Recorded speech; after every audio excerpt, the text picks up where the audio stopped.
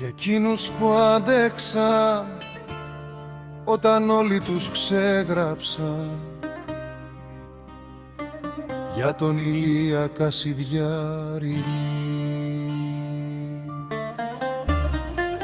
Μέσα σε 4 στίχους μέτραγε χρόνια σιωπής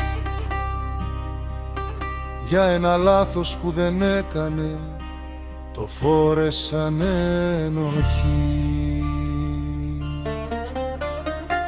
Τα βράδια μίλαγε μόνος με του κελιού το σκοτάδι κι είχε η ψυχή του πληγωθεί σαν σβησμένο καντήλι. Μα η αλήθεια δεν πεθαίνει όσο κι αν την κυνηγούν. Έρχεται ώρα που οι αλυσίδες μία-μία θα λυθούν κι ο Ηλίας Κασιδιάρης δεν λύγησε στιγμή. Βγήκε όρθιος απ' το σκοτάδι σαν φωτιά μες στη βροχή.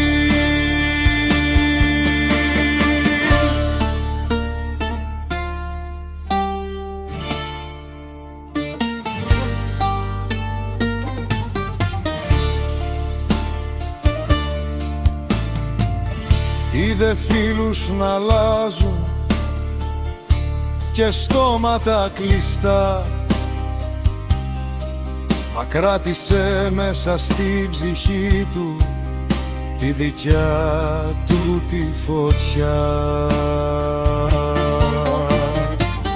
Κι όταν έκλεινε η πόρτα άκουγε τη μοναξιά να του λέει κάνε κουράγιο, δεν τελείωσε ακόμα η βραδιά.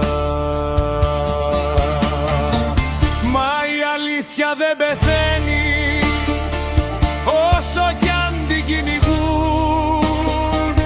Έρχεται ώρα που οι αλυσίδες μία-μία θα λυθούν κι ο Ηλίας Κασιδιάρης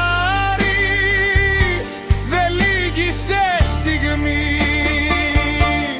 Βγήκε όρθιος απ' το σκοτάδι σαν φωτιά μες στη βροχή. Δεν φοβάται πια κανένα, είδε το χειρότερο κι όποιος άντεξε τη νύχτα αγαπά πιο πολύ το φως. Όσα πήραν δεν γυρίζουν, μα στέκεται ακόμα εκεί με καθαρό το βλέμμα κι όρθια την ψυχή. Μα η αλήθεια δεν πεθαίνει όσο κι αν την κυνηγούν. Έρχεται ώρα που οι αλυσίδες μία-μία θα λυθούν κι ο Ηλίας Κασιδιάρης τώρα περπατά μπροστά,